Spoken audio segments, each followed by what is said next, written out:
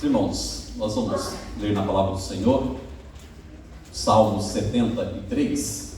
Então, abra sua Bíblia no Salmo 73. E acompanhe comigo. Neste primeiro momento, apenas alguns versículos. E à medida que formos expondo o assunto, nós leremos os demais versículos. Salmo 73. Então, neste primeiro momento, versículos 1 a 3. Então, 1 a 3. Então, acompanhe comigo. Diz assim a palavra de Deus: com efeito, Deus é bom para com Israel, para com os de coração limpo. Quanto a mim, porém, quase me resvalaram os pés. Pouco faltou para que se desviassem os meus passos, pois eu invejava os arrogantes ao ver a prosperidade dos perversos. Então, nesse primeiro momento, agora eu quero que você acompanhe comigo a partir do verso 13. Diz assim: com efeito, inutilmente conservei puro o coração e lavei as mãos na inocência, pois de contínuo sou afligido e cada manhã castigado. Se eu pensar em falar tais palavras, já aí teria traído a geração de teus filhos. Em só refletir para compreender isso, achei muito pesada a tarefa para mim, até que entrei no santuário de Deus e atinei com o fim deles. Agora versos 27 e 28. Os que se afastam de ti, eis que perecem. Tu destróis todos os que são infiéis para contigo. Quanto a mim, bom é estar junto a Deus. No Senhor Deus ponho o meu refúgio, para proclamar todos os seus feitos. Até aí, meus irmãos. Irmãos, há exatamente 3 semanas, ou 3 domingos, com base no texto de Romanos, capítulo 11, de 1 a 10, tratando acerca da salvação do Israel de Deus, aprendemos 3 importantes lições. Então, quem estava aqui há 3 domingos atrás à noite, e que tem boa memória, que prestou bastante atenção, certamente vai lembrar. Primeira lição que nós aprendemos acerca deste assunto, sobre a salvação do Israel de Deus. Primeiro, Deus não rejeitou o seu povo. Segundo, Deus está trabalhando em seu povo e através dele. E em terceiro, Deus ainda está formando o seu povo através do remanescente. Meus irmãos, por que eu citei um sermão que eu preguei há 3 domingos atrás? Porque o assunto que a gente vai ver hoje tem uma ligação muito íntima, muito estreita com a salvação do Israel de Deus. Como os irmãos estão percebendo, já perceberam, nós falaremos hoje com base no Salmo 73, um salmo muito intrigante, que intrigou ao longo dos anos, intriga até hoje muita gente. Nós falaremos sobre a bondade do Deus de Israel. Então falamos há 3 domingos sobre a salvação do Israel de Deus. Agora falaremos acerca da bondade do Deus de Israel. Mas à guisa de ilustração, eu quero falar com os irmãos aqui a respeito de uma história que poderia muito bem ser a história de alguém que você conheceu ou que você conhece. Uma história que infelizmente pode ter acontecido algo parecido hoje em algum lugar deste mundo caído. A história diz assim: é a história de um rapaz, certo rapaz, que gostava muito de dirigir o seu carro. Ele cuidava do seu carro como se fosse o seu próprio filho. Talvez você conheça alguém que faça isso, né? Talvez, tomara que não, seja até mesmo você. Mas esse rapaz gostava muito do seu carro, cuidava tão bem do seu carro que parecia o filho desse rapaz. Ele lavava o carro, encerava e mantinha tudo em bom estado de conservação. Seu carro só não lhe trazia mais alegria, porque o rapaz detestava o modo como outros motoristas se portavam no trânsito. Irmãos, eu posso dizer algo bom acerca do meu temperamento, eu diria que eu tenho um bom temperamento no trânsito. E quem já andou comigo do carro, quem já viajou comigo, né, Denaí, até mesmo para Mato Grosso, e a minha família que anda comigo direto, pode saber que eu sou até, entre aspas, um bobo no trânsito. Talvez aqui no público não pareça isso, na igreja não pareça, mas eu sou muito bem comportado no trânsito. Deus me deu essa graça de ser muito bem comportado no trânsito, mas a gente sabe que boa parte das pessoas, inclusive alguns crentes, têm dificuldade, perdem muita paciência no trânsito de São Paulo. Esse rapaz era assim, ou seja, esse carro desse rapaz só não lhe trazia mais alegria, porque ele ficava muito revoltado com o modo com que alguns motoristas se portavam no trânsito. Em lugar de aproveitar os passeios de carro, o jovem ficava muito nervoso quando era ultrapassado pelo lado direito, quando via carros mal estacionados e principalmente quando outros carros atravessavam o sinal vermelho. Então, estão acompanhando comigo a história? Rapaz com um carro bonito, amava esse carro, tratava como se fosse o próprio filho, mas a vida com aquele carro não era perfeita, porque ele se revoltava muito com os outros motoristas, ou os maus motoristas. Meus irmãos, esse jovem se sentia lesado por ter de esperar a vez para seguir em frente, enquanto alguns espertinhos cruzavam indevidamente o semáforo. Essa indignação e essa sensação de perda foram crescendo até que um dia, esse jovem, invejando a condição daqueles motoristas que sempre chegavam antes que os outros, resolveu passar o cruzamento vermelho pela primeira vez. Foi quando um caminhão, em alta velocidade, se chocou com o seu carro e tirou a sua vida.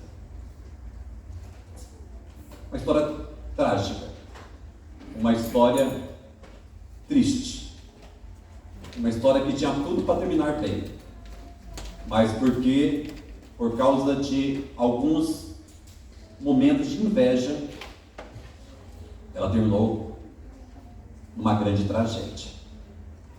Meus irmãos, Asaf, autor de 12 dos 150 salmos da nossa Bíblia, Asaf é autor do Salmo 50 e autor dos Salmos 73 até o 83. Asaf certamente não tinha um automóvel, mas conhecia perfeitamente o sentimento que acabou levando aquele rapaz à morte. E não é só Asaf. Você conhece o sentimento de inveja. Você certamente luta contra sentimentos de inveja. E pela graça e pela misericórdia do Senhor, tanto Asaf quanto você e eu estamos numa situação razoável, porque Deus tem preservado a nossa vida. Meus irmãos, o Salmo 73 é um relato do conflito que Asaf passou. Não sabemos quanto tempo durou esse conflito, mas nós sabemos que neste salmo ele está conversando com Deus, ele está aqui abrindo o seu coração, demonstrando a sua dificuldade, e o mais importante,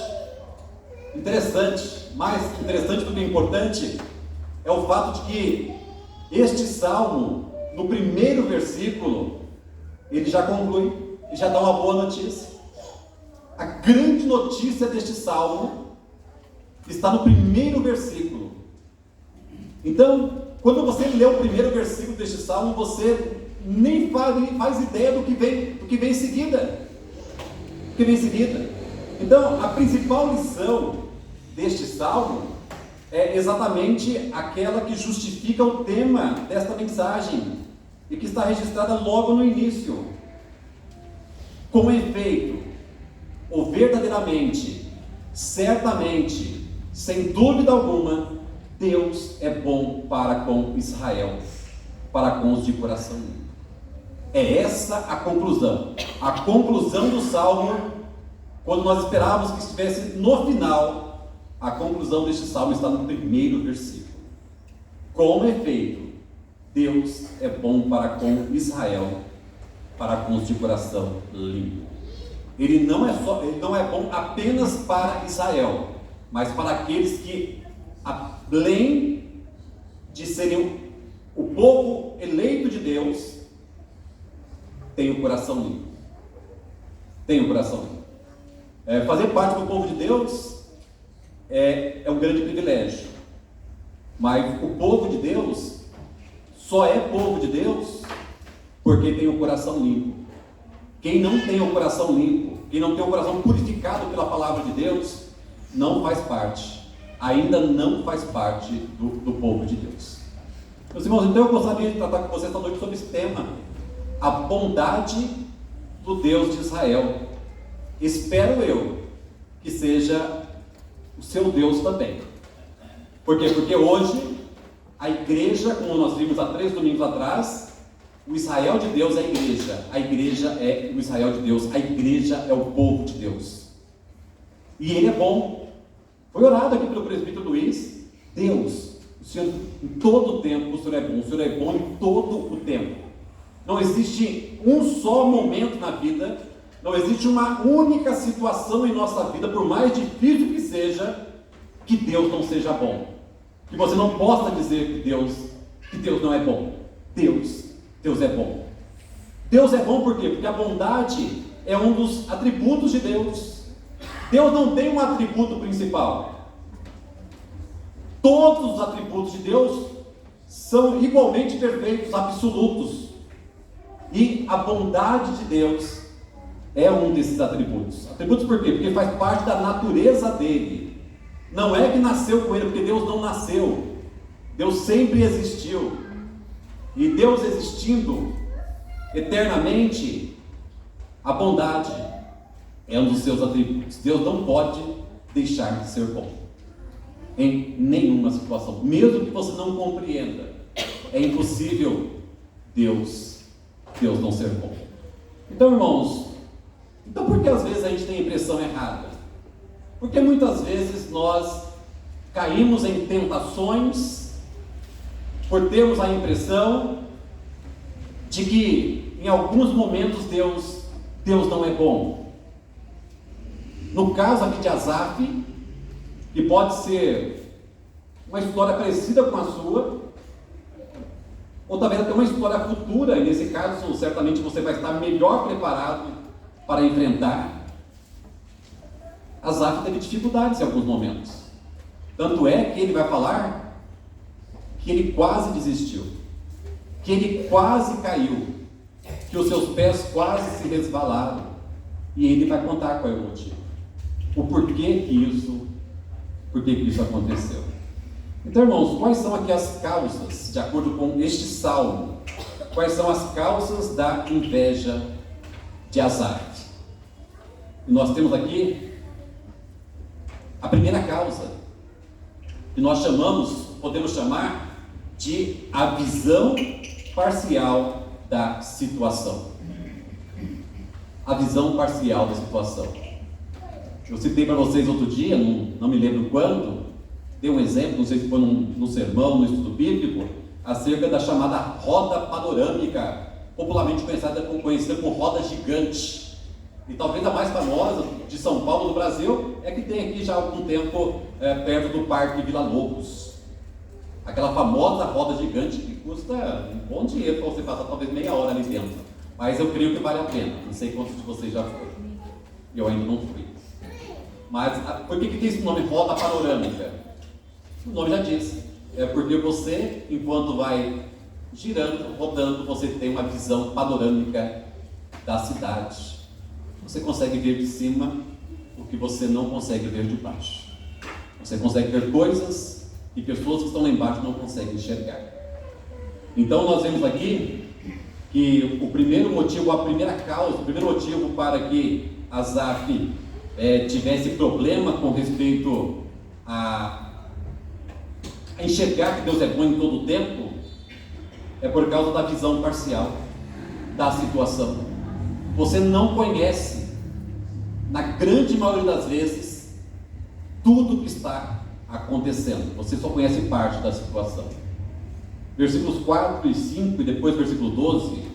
O versículo 4 diz assim: para eles não há preocupações, o seu corpo é sadio e nédio, não partilham das canseiras dos mortais, nem são afligidos como os outros homens. Versículo 12: eis que são estes os ímpios, e sempre tranquilos aumentam suas riquezas. Não é essa a impressão que nós temos de muitas pessoas que servem a Deus, que não servem a Deus, de muitas pessoas que não estão nem aí para Deus? Você olha para elas, você estuda um pouco sobre a vida delas, e aí você tem a impressão de que tudo para elas dá certo. É interessante que, mesmo sem saber, hoje eu conversava com o presbítero Lincoln sobre isso. E aí ele citou até o caso do Neymar. O Neymar, a gente não precisa nem explicar quem é essa pessoa, quem é esse jovem, mas o Neymar, um homem que tem dinheiro para comprar talvez algumas cidades. E aí o nosso irmão Lincoln lembrava que, ao contrário de que muita gente pode talvez achar, Neymar tem muitos problemas. Ai, meu Deus. E talvez o maior problema do Neymar é aquele que ele nem imagina que ele tem. Mas o Neymar tem muitos problemas. Não só Neymar, meus irmãos. Pessoas que você olha e você tem a impressão de que a saúde delas é uma saúde de ferro. Você olha e você vê a beleza física naquela pessoa, e ela usa a beleza dela não para a glória de Deus, mas para a sua própria glória. Entrega o seu corpo para a farra, e aí você está sofrendo, está lutando para ser honesto, está lutando para não pecar contra Deus. Você se esforça para ser um cidadão honesto, justo, um bom pai de família, uma boa esposa, uma boa mãe, um bom crente, um bom oficial de igreja, um bom amigo, um bom vizinho. Não está fácil, está difícil para você, e apesar de você, na grande maioria das vezes, conseguir sustentar essa moral pela qual você preza, você olha para outras pessoas que não estão nem aí, e a impressão que você tem é que elas não têm as dificuldades, elas não passam as dificuldades pelas quais você está passando. Era algo parecido que estava acontecendo com o nosso irmão Asaf. Então, a primeira causa da inveja de Asaf, irmãos, que talvez seja a sua também, ou aquela contra a qual você tem lutado, é a visão parcial da situação. Só Deus tem uma visão panorâmica de toda e qualquer situação. Nem mesmo a pessoa que está passando pela situação consegue entender ou consegue se lembrar de tudo que aconteceu com ela, de bom ou de ruim. Segundo motivo, segunda causa da inveja de Asaf, a frustração diante da impunidade dos ímpios. Irmãos, esse jornal que foi escrito naquela época, essa história da frustração diante das impunidades dos ímpios, parece que é hoje. Estamos vivendo exatamente isso hoje. Os maus não são punidos, enquanto pessoas boas ou pessoas que cometeram crime, sim, e devem ser punidas pelos seus crimes, mas estão sendo punidas por crimes de traficantes, de estupradores, pegando 17 anos de prisão, enquanto pessoas condenadas, pessoas que devolveram dinheiro porque roubaram. Como que alguém vai devolver dinheiro se não roubaram? E as pessoas estão devolvendo e agora estão soltos, mas disseram o seguinte: olha, você disse que roubou, você devolveu o dinheiro que você disse que roubou, mas você não roubou não, você está livre. Era essa a impressão que Asaf tinha também. Então veja a impressão que você tem, essa revolta que você tem. Versículo 6 a 11, acompanhe comigo. Daí a soberba que os cinge como um colar, e a violência que os envolve como um manto. Os olhos saltam-lhes da gordura, do coração brotam-lhes fantasias, motejam e falam maliciosamente, da opressão falam com altivez, contra os céus desandam a boca, e a sua língua percorre a terra. Por isso, o seu povo se volta para ele, e os tem por fonte de que bebe a largos corvos, e diz: como sabe Deus? Acaso há conhecimento do Altíssimo? Ou seja, eles até zombam, e zombam do próprio Deus. Eles aprontam, são desonestos, e ao invés de serem punidos, eles são aplaudidos, eles são coroados, eles são, infelizmente, muitas vezes invejados. Os ímpios são, muitas vezes, invejados. A terceira causa da inveja de Asaf: a visão equivocada quanto ao propósito da vida. Irmãos, e muita gente não sabe para que existe. Por que nasceu? Não sabe. Pessoas não fazem ideia. E algumas, porque não fazem ideia, elas não só dizem, mas elas escrevem e proclamam aquela frase que não faz sentido nenhuma: Deus deu a vida para que cada um cuide da sua.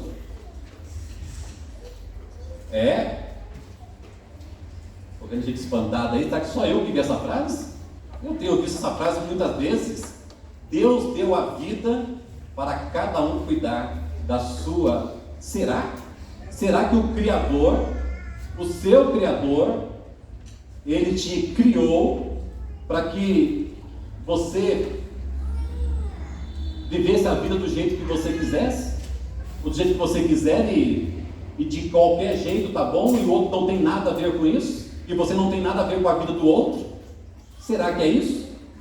Versículos 12 a 14, nós lemos assim: eis que são estes os ímpios, e sempre tranquilos, aumentam suas riquezas.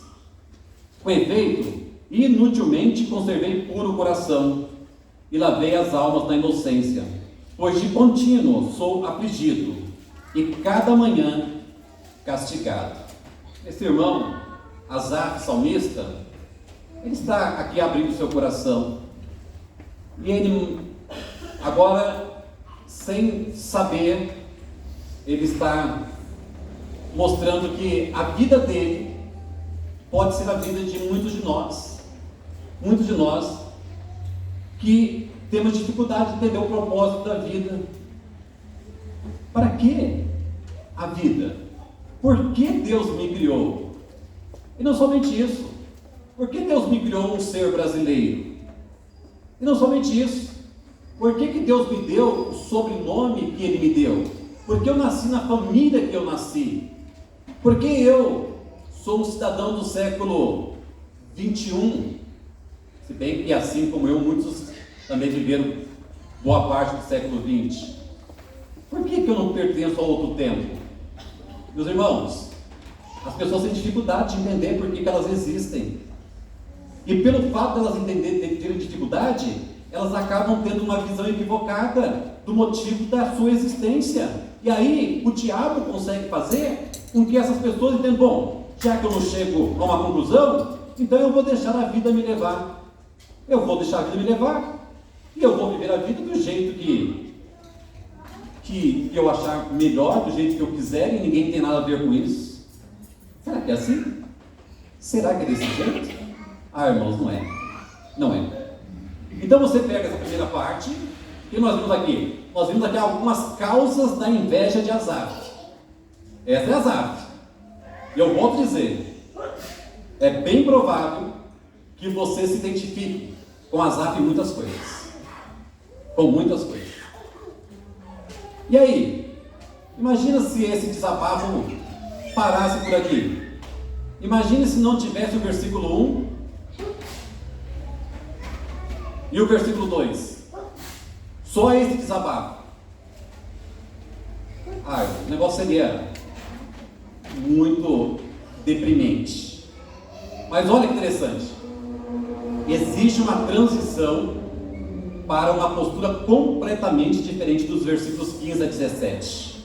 Ah, se esses versículos não estivessem aí, versículos 15 a 17, se eles não estivessem aí, nós não entenderíamos nada acerca deste salmo. Preste atenção, versículos 15 a 17, olha que interessante. Se eu pensara em falar tais palavras, já aí teria atraído a geração de teus filhos. Em só refletir para compreender isso, achei muito pesada tarefa para mim. Olha o verso 17. Até que entrei no santuário de Deus e atinei com o fim deles. Com o fim de quem? Com o fim daqueles que vivem como se Deus não existisse. Daqueles que, apesar de ignorarem Deus, parece que estão sendo premiados por Deus, parece que estão sendo coroados por Deus, parece que estão sempre sendo abençoados por Deus. Aí Asaf é muito feliz, especialmente no versículo 17. Até que entrei no santuário de Deus e atinei com o fim deles. Irmãos, na presença de Deus a gente aprende tanta coisa, a gente corrige tantos equívocos da nossa vida, mas quando nós entramos na presença do Senhor, isso é bom demais. Quantas coisas nós aprendemos, quantas correções são feitas em nossa vida, quando nós finalmente entramos na presença de Deus, assim como Asaf fez. Asaf fala no versículo 2, que quanto a ele, os seus pés quase se resvalaram, pouco faltou para que se desviassem os seus passos. E aí ele vai contando por que isso aconteceu. E agora, de uma forma maravilhosa, acontece uma transição, acontece uma mudança. Não sabemos quanto tempo depois de quanta luta travada por este homem de Deus, ele fala que as coisas começaram a mudar somente a partir do momento em que ele entrou no santuário de Deus e atinou para o fim dos ímpios. Para o fim dos ímpios. Irmãos, uma grande mentira, mais uma grande mentira que o diabo prega e que muita gente acredita, é aquela de que aqui se faz, aqui se paga. Se fosse assim, esse salmo não existiria. Sabia? Se isso fosse verdade, este salmo e outros textos da Bíblia não existiriam. Se essa máxima, aqui se faz, aqui se paga. Irmãos, tem muita gente que hoje está no inferno que gostaria que isso fosse verdade, que gostaria que eles tivessem pago todos os seus pecados aqui. Não, de jeito nenhum. Asaf sabia disso. Asaf aprendeu. Esse negócio de que aqui se faz, aqui se paga, é mais uma das grandes mentiras de Satanás. E nós vamos então para a questão, qual foi sobre a fonte da cura definitiva da inveja de Asaf. Que eu volto a dizer, talvez seja a sua, ou talvez você não tenha problema com inveja, mas talvez tenha problema com outro pecado, que o princípio é o mesmo. O princípio é o mesmo. Olha que coisa interessante. Primeiro, para que Asaf ele fosse curado da sua inveja, ele teve que considerar a verdade por completo. Por completo, por quê? Porque lá atrás ele tinha uma visão parcial da situação. Agora, ele considera a verdade por completo. Versículos 18 a 20, nós lemos assim. Ele está falando aqui agora com Deus. Tu certamente os pões em lugares escorregadios e os fazes cair na destruição. Como ficam de súbito assolados, totalmente aniquilados de terror. Como ao sonho quando se acorda, assim, ó Senhor, ao despertares, desprezarás a imagem deles. É claro, irmãos, que aqui é linguagem poética e talvez você gostaria que algo fosse mais claro ainda, mas não dá para ignorar que o que Asaf está falando aqui é que agora ele considera a verdade completa e de que esses ímpios que viviam uma vida regalada aqui na terra, que não estava nem aí para Deus, agora estão prestando contas a Deus, um dia prestarão contas a Deus. E aí não dá para deixarmos de lembrar aquela parábola que Jesus contou acerca do rico e Lázaro. Lembra direitinho? Jesus fala o tipo de vida que aquele rico levava e a vida difícil que Lázaro levava como mendigo, e que os dois morreram. E a partir da morte a situação reverteu por completo, até o ponto de que aquele homem que aqui desprezava os pobres, desprezava Lázaro, que era o mendigo, esse homem, ele pediu socorro, ou seja, esse homem queria um favor, ele se lembrou de Lázaro, porque agora Lázaro estava numa situação completamente diferente da dele. Irmãos, esse texto, diferente de que alguns estão dizendo, ou podem achar, não está dizendo que todo rico vai para o inferno e que todo pobre vai para o céu. A ideia não é essa. A ideia deste texto é de mostrar que nós temos a Bíblia, nós temos a palavra de Deus, e que se nesta vida não dermos ouvidos à palavra do Senhor, nós estaremos sendo condenados por ela. Essa mesma palavra há de nos condenar. Então, primeiro, a consideração da verdade completa. Segundo, o reconhecimento da graça de Deus. Versículos 21 a 23, nós vemos assim: quando o coração se me amargou e as entranhas se me comoveram, eu estava embrutecido e ignorante, era como um irracional à tua presença. Todavia, estou sempre contigo, tu me seguras pela minha mão direita. Olha, irmãos, às vezes nós precisamos cair na real e dizer: Deus, eu me comportei como um embrutecido, eu me comportei como um ignorante. Eu falei, aliás, o próprio Jó diz isso no final do seu livro. Eu falava daquilo que não conhecia, que eu não conhecia. Depois ele fala, eu te conhecia só de ouvir, mas agora os meus olhos te veem. E Asaf fala isso também. E ele fala no versículo 23, todavia, eu estou sempre contigo, tu me seguras pela minha mão direita. Deus nunca te desampara. Deus nunca desampara aqueles que pertencem a eles, aqueles que têm um coração puro, aqueles que fazem parte do seu povo. E terceiro, a certeza quanto à glória futura. Meus irmãos, eu comentei aqui um dia desses, que vez ou outra Satanás muda a sua tática acerca da igreja. Aliás, Satanás ele se recicla, viu? Até Satanás, às vezes ele precisa se reciclar, e ele tem feito isso com maestria. Por que eu estou dizendo isso?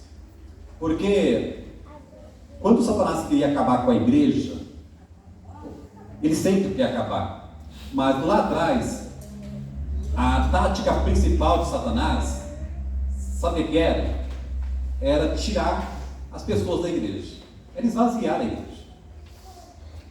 E sempre que ele percebia que uma igreja estava minguando, esvaziando, é como se ele dissesse, eu consegui mais uma vez. Então a tática dele para poder acabar com a igreja era esvaziar a igreja. Agora a tática de Satanás muitas vezes não é essa. Por quê?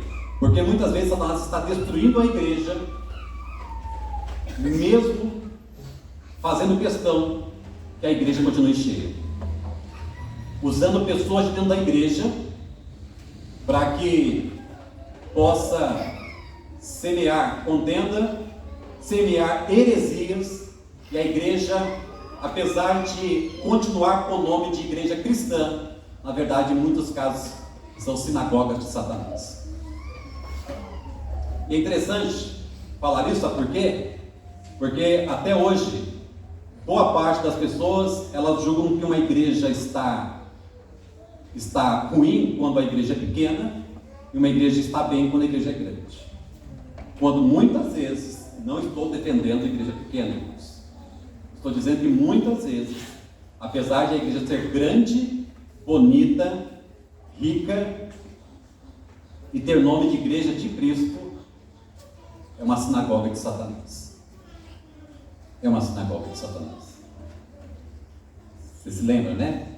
Uma das cartas lá do Apocalipse, uma das igrejas lá, ela tinha nome de que vive, mas estava morta. Igreja rica, igreja bonita, igreja invejada, mas igreja condenada pelo próprio Cristo. Pelo próprio Cristo.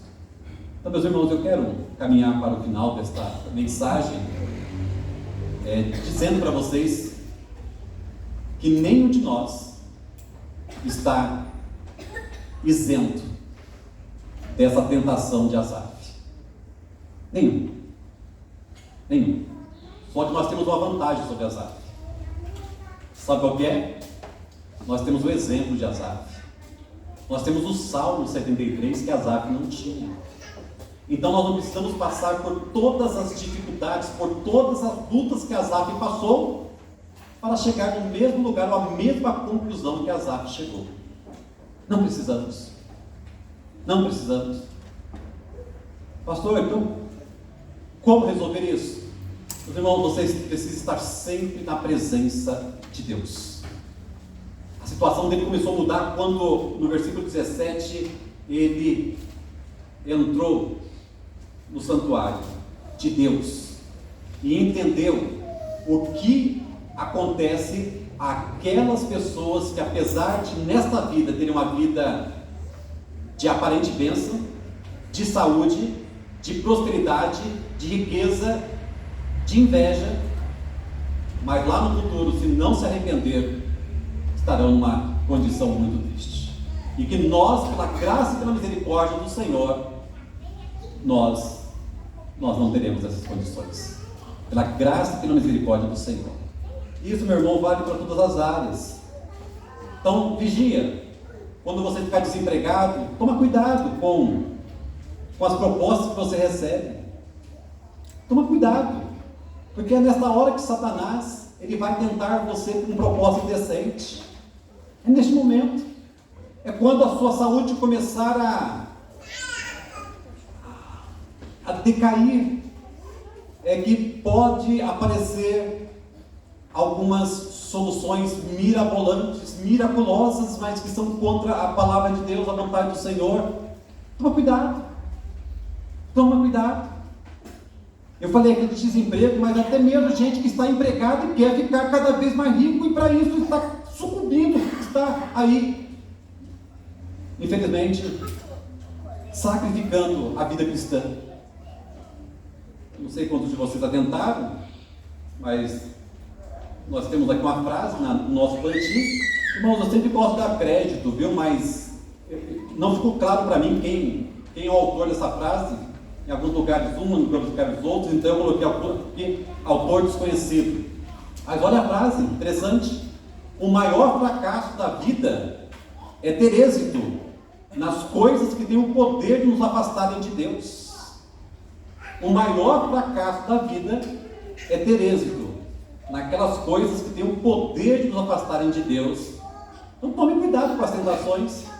Toma cuidado com as ofertas que Satanás faz. Olha para frente. Entra na presença de Deus. Louve a Deus. Porque apesar de todas as dificuldades da sua vida, o dia em que você não estiver mais aqui, você estará para sempre com o Senhor. E eu encerro lendo os versículos 26 a 28. Diz assim: ainda que a minha carne e o meu coração desfaleçam, Deus é a fortaleza do meu coração e a minha herança para sempre. Os que se afastam de ti, eis que perecem. Tu destróis todos os que são infiéis para contigo. Quanto a mim, bom é estar junto a Deus. No Senhor Deus ponho o meu refúgio para proclamar todos os seus feitos. Eu quero te convidar neste momento a ler comigo este último versículo. E não somente a ler, mas de fazer dele a sua oração. O último versículo, vamos todos juntos? Vamos lá? Quanto a mim, bom é estar junto a Deus. No Senhor Deus ponho o meu refúgio, para proclamar todos os seus feitos. Deus continue te abençoando. Amém.